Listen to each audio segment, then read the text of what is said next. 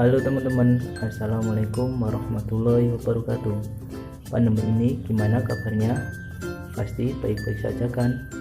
Tetap jaga kesehatan dan patuhi protokol kesehatan, dan jangan lupa tetap semangat. Oke, pada kesempatan kali ini saya akan menjelaskan mengenai materi bagaimana cara kerja sistem kopling. Pasti teman-teman penasaran kan? Langsung aja yuk simak terus video ini sampai selesai. Nah, teman-teman coba perhatikan pada layar yang ada di sini. Di sini ada sebuah gambar part-part mobil. Nah, pada kopling sendiri terletak di antara mesin ini dengan transmission yang berwarna merah ini.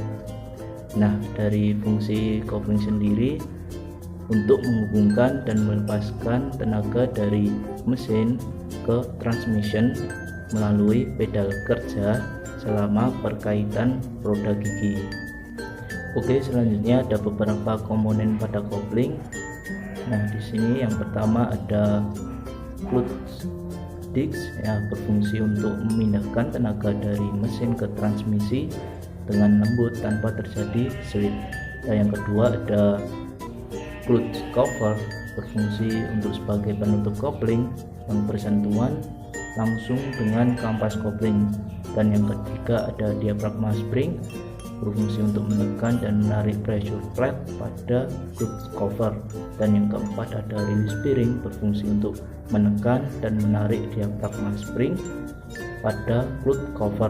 Dan yang kelima ada release fork, berfungsi untuk menekan release bearing sehingga release bearing akan menekan pegas diafragma atau pegas koil. Nah, selanjutnya di sini ada gambar sistem kopling dan ada beberapa komponen. Yang pertama ada flywheel, yang kedua ada clutch plate atau sering disebut dengan crankcase, terus ada pressure plate, terus ada throughout bearing atau release bearing. Nah, ini adalah poros input shaft dari transmisi. Nah, yang biru ini adalah diafragma spring dan yang hijau ini adalah covernya atau disebut clutch cover. Jadi ilustrasi atau gambar ataupun animasi yang ada di layar ini, posisi saat ini pedal kopling tidak kondisi diinjak atau ditekan, sehingga posisinya pressure plate di sini akan menekan yang namanya clutch plate, akan menekan clutch plate sehingga antara kopling, clutch plate dan flywheel di sini akan terhubung, sehingga hubungan antara flywheel, clutch plate dengan pressure plate di sini akan diteruskan ke poros input shaft sehingga transmisi itu dapat berputar dan transmisi memutar komponen lainnya seperti poros propeller dan rem axle sampai sehingga nanti kendaraan itu bisa bergerak atau maju. Nah, bagaimana cara kerjanya? Yang kita tahu fungsi dari si kopling tadi adalah menghubungkan putaran mesin ke poros transmisi. Nah, bagaimana proses pemutus dan penghubungannya? Nah, itu terjadi ketika kita injak pedal kopling dan kita lepas pedal kopling. Jadi posisinya di sini hubungan antara mesin dan si kopling ke transmisi itu terjadi kira-kira begitu. Jadi alhasil putaran mesin itu bisa diteruskan ke transmisi dikarenakan hubungannya. Nah, ketika kita injek pedal kopling di sini, ini ya, ini pedal kopling kita injek. Nah, ketika kita injek pedal kopling, maka situasi ini tadi, release fork tadi ini akan menekan release bearing. Release bearing akan menekan diaphragma spring sehingga akan menarik ataupun melepaskan hubungan antara si pressure plate dengan clutch plate, sehingga clutch plate di sini tidak terhubung ke poros atau ke flywheel.